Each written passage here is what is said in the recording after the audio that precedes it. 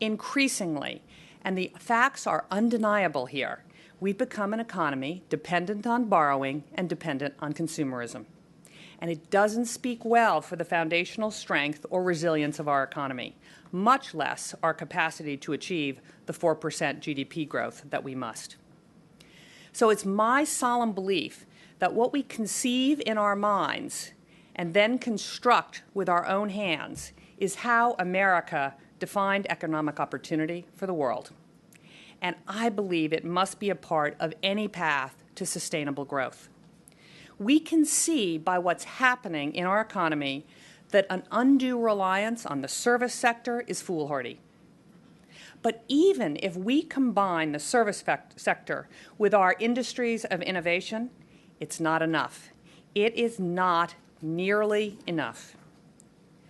New ideas are increasingly being hatched in Asia and Europe.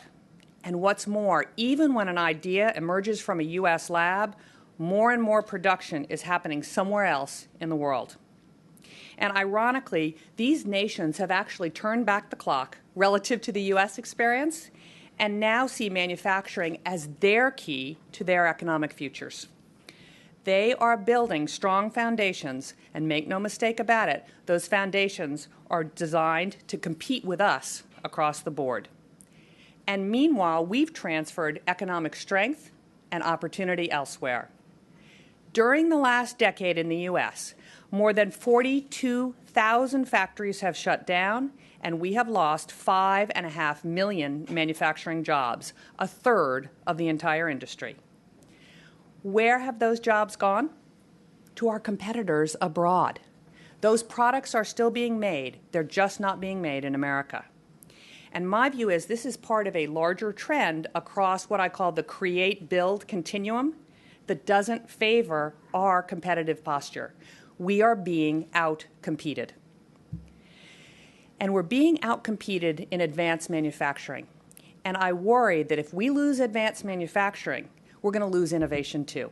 Because innovation and manufacturing have always been more than sequential parts of the process. They're siblings, and what we have done is we have started to break up the family. Let me share a story with you that I think captures this sobering reality very well. You know, a few years ago, Amazon wanted to invent the Kindle.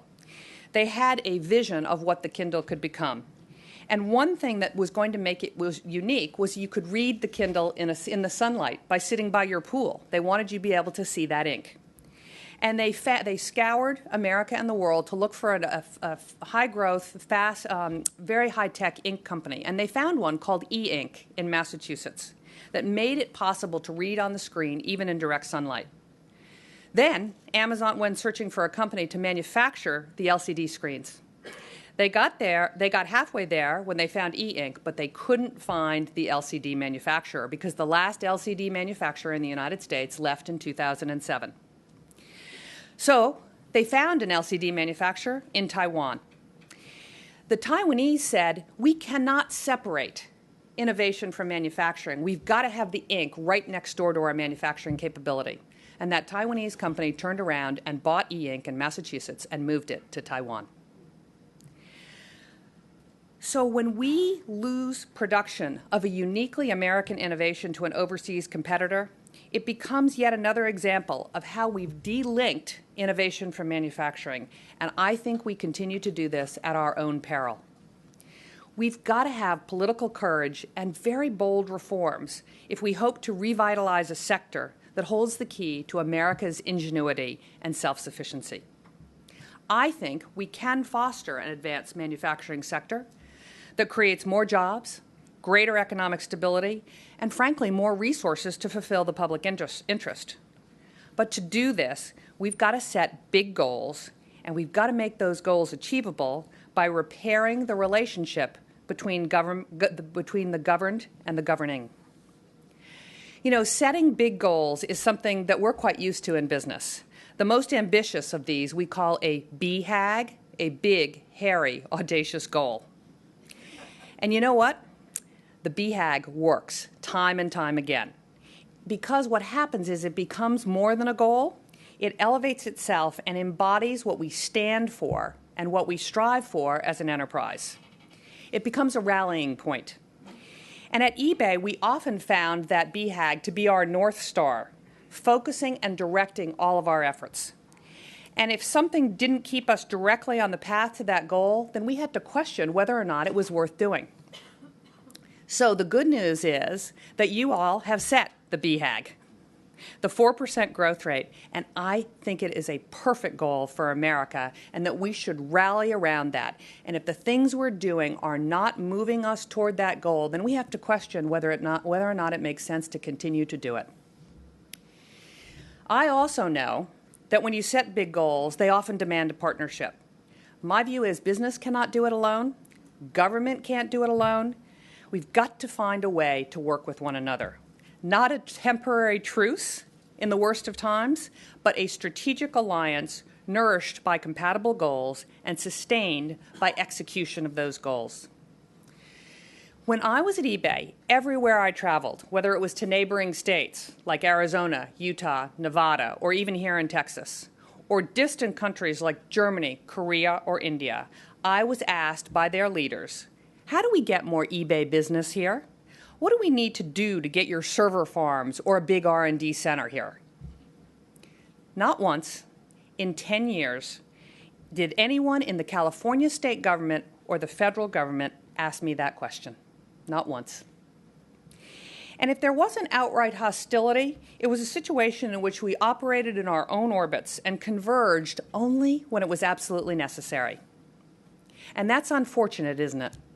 Because there is a rich history of collaboration between business and government in America, a relationship that has brought immeasurable benefits here and around the world. We saw it in the creation of the Arsenal for Democracy during World War II, and in the race to space, and in government investment in high tech that made innovation scalable and affordable. My industry, the Internet, was actually initially a government initiative. And if the Internet has not changed the world in the last 10 years, I don't know what has. But by its actions today, government policies are hurting economic growth. They're driving away U.S. companies, by the way, run by very patriotic people, to foreign shores at the fastest rate in history. But rather than business resigning itself to the role of adversary in relation to hostile government policies, I think business can lead the discussion toward the greater issue. And here is the issue, that the economic model we're relying on in the United States isn't working, and that both business and government are going to have to restore us to what made America the envy of the world. We will get that 4% GDP growth, but only when we restore our vibrant, globally competitive manufacturing sector, and when we see government as a cohort to the catalyst of private enterprise. So here's what I think we need to do. You might imagine that I'm a big believer in what I call the 80-20 rule, that 20% of your efforts can deliver 80% of your impact and your solutions, and that this reality should focus us on like a laser on the few things that really, really matter. Don't let anything cloud the picture. What is 20% of the initiatives and reforms that can get us 80% of the way home? I've seen it work more times than I can count. So if we want to do what's absolutely essential to restore job growth, strengthen our economy, and get revenues flowing again, I think we should look at these three things. It's not that other things aren't important, they are. But if we're going to focus on the things that can make the biggest difference, I say we focus on tax reform, regulatory and tort reform, and education. So first, we have got to make the tax code more competitive in the United States of America. We cannot be at 39% corporate tax rates when everyone else is less. The average rate in Europe has been declining for the past 15 years and is now at 24%. Did anyone ever think Europe would have a lower tax rate than America? But almost every country in Europe does. Also, we've got to make the tax code fairer and simpler, and dare I say, close the loopholes. On the one hand, government has got to get its act together to reform the tax code, so it no longer makes sense for companies to have these huge tax departments. But on the other hand, large corporations shouldn't be able to pay no taxes, in my view. So both sides need to take a hard look at how they operate and make changes that reflect reason and fairness. Another idea on the tax code: businesses should be able to repatriate profits at a more reasonable tax rate. The crazy policy that we have to tax overseas cash at high rates is an incentive to keep billions of dollars out of the U.S. that could be invested here, and just as importantly, not invested in property, plant, and equipment overseas. Next, my view is we need more incentives for research and development. Time and time again, the R&D tax credit has proven to be a big job creator. But now our competitors around the globe are besting us in this area, and we have not improved our position here in years. And we've got to reform the personal income tax code as well. Right now, its complexities and inequities hurt a middle class that is struggling to get ahead and debilitate small business owners, most of whom file individual tax returns. Number two, our regulatory dilemma. There are no two ways about this. The regulatory morass in this country continues to stifle innovation and growth and advanced manufacturing. My favorite description of its effect came from a small business person who compared it to swimming through peanut butter. Today, because of our tax and regulatory schemes, it costs on average nearly 18% more to do business in the United States than elsewhere. That's a serious handicap in the global economic arena, and one that we simply cannot continue. And again, this adversarial relationship doesn't have to be. Companies abhor overzealous regulators, and by the way, so should everyone looking for a job. But they're not looking for regulators to shirk their duties either. Companies want regulations that are reasonable, not rescinded.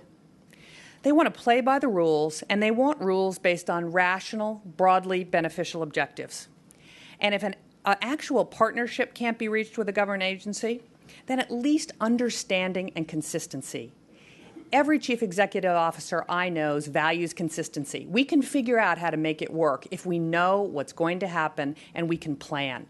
If it's a constantly shifting sands under our feet, it makes it almost impossible to make investments. And any part of a broad plan for our regulatory and litigation systems, tort reform has got to be high on the list. It's a job killer, and its well-intentioned underpinnings are distorted, perverted, and manipulated by frivolous claims that paralyze progress. In California alone, the tort system imposes about $32 billion of incremental cost every single year. And finally, and we could spend the rest of the afternoon on this subject, and it's one I'm passionate about, we need a Herculean effort to improve education, the biggest long-term threat to our economic health. And there is so much work to do here. But in my view, we have got to get more dollars to the classroom with fewer strings attached. We've got to reward outstanding teachers in the same way that we reward the best in other professions, with more money.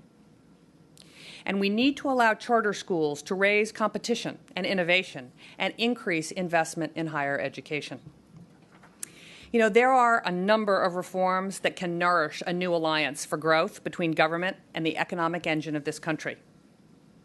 Just as a wildfire can expose new growth from a plot of earth long shadowed, the worst economy since the Great Depression can illuminate our need for partnership, our vast potential to build a brighter future by building more, and propel us once again to the undisputed leader in the global economy. You know, the nation's mood is pretty grim right now, and for good reason. But we have all the tools, all the ingredients to stop that downward spiral. We have it within ourselves to do better, to be better than we are. The great American experiment has always been sustained by our unique spirit of resolve and renewal. For us, in many ways, it's the natural order of things. You know, some see a mountain and are content to live in its shadow. We, as Americans, see a mountain and instinctively we begin to climb. So I say, let a permanent rate of growth that is higher than ever before, that opens up more opportunity for more people than ever before, that preserves our social contract with people as in days gone by. Let this be the next mountain we climb as Americans together. Thank you very much.